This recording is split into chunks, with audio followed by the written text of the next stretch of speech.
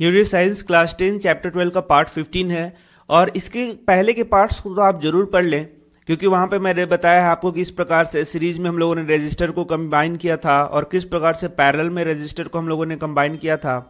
तो आप देखेंगे कि यदि सीरीज में रजिस्टर्स को कंबाइन किया जाता है या फिर बोलें कि घर के अलग अलग अप्लायंसेस को सीरीज में लगाया जाता है या कोई बल्ब को सीरीज में लगाया जाता है तो उसके क्या फायदे नुकसान हो सकते हैं, या फिर किसी रजिस्टर को हम लोग पैरेलल में लगाते हैं तो उसके क्या फायदे नुकसान हो सकते हैं। तो आप देख सकते हैं ये पैरेलल में इस प्रकार से रजिस्टर्स को सजाया जाता है या किसी बल्ब को आप सजा सकते हैं घर में, और इस प्रकार से देख सकते हैं कि यहाँ सीरीज में बल्ब को लगा सकते हैं, सीरीज में अपने अप्लायंसेस को लगा सकते हैं।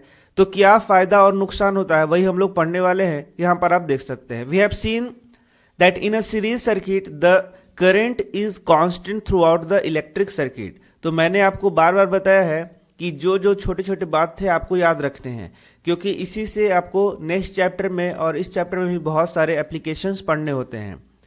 तो हम लोगों ने 3-4 बात यहां से पढ़ा था। पहला कि यदि एक छोर दूसरे छोर से इस प्रकार ज्वाइंट हो तो ये सीरीज होगा। दूसरा हम लोगों ने क्या पढ़ा था कि यहां थ्रू आउट जो सीरीज है उसमें करंट का मान क्या होता है, एक ही होता है। मान लीजिए कि यहां से 5 एम्पियर का करंट फ्लो हो रहा है तो इससे भी 5 एम्पियर, इससे भी 5 ही एम्पियर और इससे भी 5 ही एम्पियर का करंट फ्लो होगा।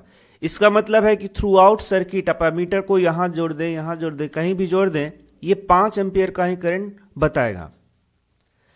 इसके बाद हम लोगों ने यह पढ़ा था कि इस सभी का पोटेंशियल डिफरेंस क्या होता है, अलग अलग। मतलब कि मान लीजिए कि R1 1 ओम है, ये है 5 ओम और ये क्या है आपका 10 ओम है, तो सबका यहां पर आप देखें कि रेजिस्टेंस क्या है, अलग अलग, तो इसका पोटेंशियल डिफरेंस भी क्या होगा, अलग अलग। ये हो गया V1, ये हो गया आपका V2 और ये क्या हो गया आपका V3। इस प्रकार से आप देखेंगे कि इनमें अंतर होता है। तो ये छोटे छोटे बात मैंने बताए थे कि आपको याद रखने हैं। तो चलिए अब देखते हैं कि यदि सीरीज में जोड़ा जाए तो क्या प्रॉब्लम हो सकता है। तो मान लीजिए सीरीज में 3 बल्ब को इस प्रकार से आपने जोड़ा है, तो जब यदि सीरीज में 3 बल्ब को आपने जोड़ा है तो करंट जब पास होता है तो पहले में से होके दूसरे में जाता है, दूसरे में से होके तीसरे में जाता है। और मान लीजिए कि आपका एक बल्ब फ्यूज हो जाता है, इस प्रकार से एक बल्ब क्या हो गया, फ्यूज हो गया, तो यहां से तो कनेक्शन टूट गया और जैसे ही यहां से कनेक्शन टूटेगा नेक्स्ट आगे वाला बल्ब भी यहां पर नहीं जलेगा। इसका मतलब है कोई भी यदि बल्ब यहां फ्यूज हो जाता है तो सर्किट या बोलें कि विद्युत परिपथ क्या हो जाता है, टूट जाता है, ब्रेक हो जाता है, जिस कारण से आप देखेंगे कि अब ये क्लोज सर्किट नहीं रहेगा और ये ओपन सर्किट हो जाएगा। इस कारण से यहां पर फ्लो ऑफ करंट नहीं होगा। ये तो पहला प्रॉब्लम है, जैसे कि यहां आपके बुक में भी बताया गया है, आप देख सकते हैं, if you have used fairy lights to decorate buildings on festivals on marriage celebrations. ये पहले के जमाने में इस प्रकार से लगे रहते थे जिसको हम लोग झालर कहते थे। तो वहां पर क्या होता था, you might have seen the electricians spending lot of time in trouble locating and replacing the dead bulb. Each has to be tested to find which has fused or gone. तो उस टाइम में एक लरी में इस प्रकार से bulb लगा रहा करता था और यदि ये सब सीरीज में ज्वाइंटेड होते थे, तो यदि एक बल्ब भी फ्यूज हो जाता तो ये पूरा लरी फिर काम करना बंद कर देता था। तो यह है सीरीज का प्रॉब्लम। ये तो पहला हम लोगों ने प्रॉब्लम देखा कि यदि सीरीज में यदि आप अपने बल्ब्स को लगा रहे हैं, कंपोनेंट्स को लगा रहे हैं, तो यदि एक में प्रॉब्लम आता है तो उसके बाद कोई भी आपका काम नहीं करेगा। आगे कुछ और बात देख रहे हैं हम लोग। अब देखिए, यदि सीरीज में लगाया गया है तो यहां मान लीजिए कि आपको एक बल्ब लगाया गया है और यहां कोई हैवी अप्लायंस लगाया गया है मान लीजिए, तो यदि आप सीरीज में लगा रहे हैं तो आपको तो पता है कि सब में करंट एक ही प्रवाहित हो रहा है, जबकि अकॉर्डिंग टू अप्लायंस आपको करंट का क्या आवश्यकता है, किसी में कम आवश्यकता है, किसी में क्या आवश्यकता है, ज्यादा आवश्यकता है। तो सीरीज में लगाने में यही प्रॉब्लम होगा कि सभी में करंट का मान क्या होगा, एक ही प्रकार से जाएगा। किसी को कम चाहिए तो उसमें ज्यादा जाएगा करंट, किसी को ज्यादा करंट चाहिए तो उसमें कम करंट जाएगा। तो ये एक प्रॉब्लम आएगा। और मेन जो प्रॉब्लम है इसका कि यहाँ पोटेंशियल डिफरेंस सबका अलग अलग होगा। हम लोग जानते हैं कि यूजुअली घरों में जो अप्लायंसेस लगाए जाते हैं, जो भी इलेक्ट्रिकल कंपोनेंट्स लगाए जाते हैं, या बोले कि इलेक्ट्रिकल अप्लायंसेस लगाए जाते हैं, उनमें 220 वोल्ट फिक्स किया जाता है कि वो 220 वोल्ट पर काम करेंगे। तो बेसिकली जितने भी हमारे इलेक्ट्रिकल कंपोनेंट्स इंडिया में आते हैं वो 220 वोल्ट पर काम करते हैं। तो यदि आप इसको सीरीज में आपने इसे लगाया है तो यहां आप देखेंगे कि तब जितने भी अप्लायंसेस आपने लगाए हैं उनका पोटेंशियल डिफरेंस क्या होगा, उनको अलग अलग पोटेंशियल डिफरेंस मिलेगा। यहाँ V1 मिलेगा, यहाँ V2 मिलेगा और यहाँ पर क्या मिलेगा, V3 मिलेगा। मतलब यदि आप ओवरऑल 220 वोल्ट दे रहे हैं तो ये तीनों में 200 वोल्ट प्रवाहित नहीं होगा। कहने का यह मतलब है कि 220 वोल्ट का पोटेंशियल डिफरेंस तीनों को नहीं मिलेगा। तो इस प्रकार से आप देख सकते हैं कि सीरीज में जोड़ने में क्या क्या प्रॉब्लम हो सकता है।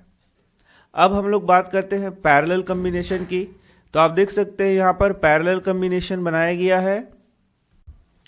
जबकि आप पैरेलल कॉम्बिनेशन में यहाँ देख सकते हैं कि यहाँ मान लीजिए 3 R1 R2 R3 रजिस्टर इस प्रकार से लगाया पैरेलल में, तो तीनों के बीच का पोटेंशियल डिफरेंस क्या होगा, एक। मतलब कि तीनों को एक ही प्रकार का पोटेंशियल डिफरेंस मिलता है।